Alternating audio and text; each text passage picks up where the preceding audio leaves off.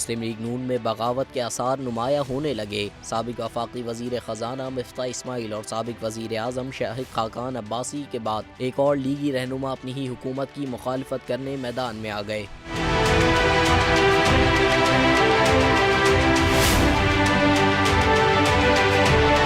नून league के senior रहनुमा और साबिक गवर्नर सिंध मोहम्मद जुबैर उमर का कहना है कि शहबाज हुकूमत की 85 अरकान पर मुश्तमिल काबीना को कोई भी सपोर्ट नहीं कर सकता। गरीबों की जगह अमीरों पर ज्यादा टैक्स लगना चाहिए, जबकि IMF भी यही चाहता है कि गरीबों को सब्सिडी और अमीरों पर टैक्स लगाया जाए।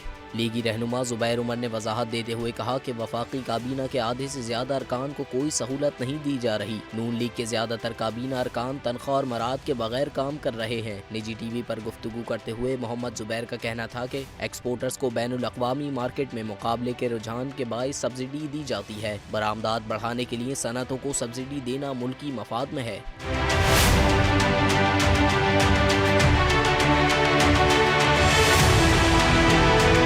मैं हूं सैयद मुजम्मिल शाह और अब आप मुझे देख सकते हैं सिर्फ बोल न्यूज़ पर। जिंदगी एक मैदान है और PSL 8 में हर टीम को छूना आसमान है।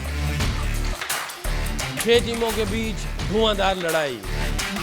ये शोर न लड़ाई का है न डर का, ये शोर है जीत का, ये शोर है जुनून का।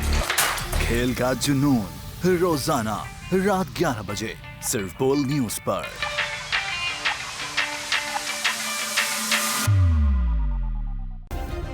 सब्सक्राइब करें और बेल दबाएं ताकि कोई खबर रह न जाए।